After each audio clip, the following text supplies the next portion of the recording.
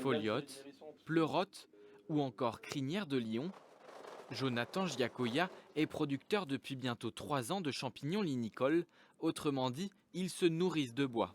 Donc ça c'est un champignon qui a le vent en poupe, c'est l'un des champignons que je cultive le plus. Vraiment parce qu'il a un goût très typé boisé, très noisseté. Il a une texture qui reste ferme à la cuisson. Mais tout commence quelques mois plus tôt dans ce frigo avec le mycélium. On peut comparer ça un peu avec les racines d'une plante, quoi. Donc le mycélium va être dans la terre comme la racine, et ce qui va en sortir, c'est soit une plante, soit un fruit. Dans le cas du champignon, ça va être le fruit du champignon. Jonathan cultive 10 mycéliums et chaque champignon a le sien. La racine du champignon va ensuite grandir à l'intérieur de ces sacs. Objectif, avoir une grande quantité de mycélium.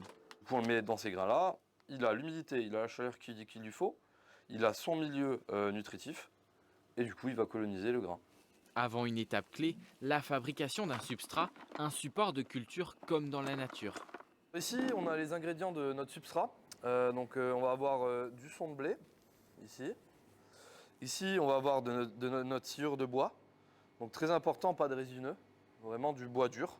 Et ici on va avoir du broyat, alors du broyat de divers arbres. En fait on reproduit un tronc d'arbre, donc un milieu de culture pour notre mycélium qui va donner notre champignon, avec ce substrat-là.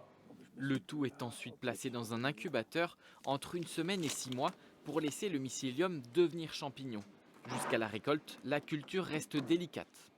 Ici, le vrai défi, c'est de maintenir la température à bon niveau, l'humidité à bon niveau, sans avoir d'excès dans tous les paramètres, parce que les excès sont aussi fatals que le manque. Donc ouais, là c'est vraiment l'étape cruciale, on va dire. Du mycélium à l'assiette, le champignon est un défi.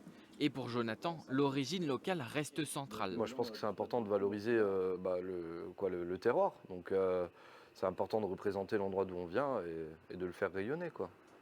Un champignon lorrain qui continue de grandir. Chaque année en France, près de 100 000 tonnes de champignons sont cultivées.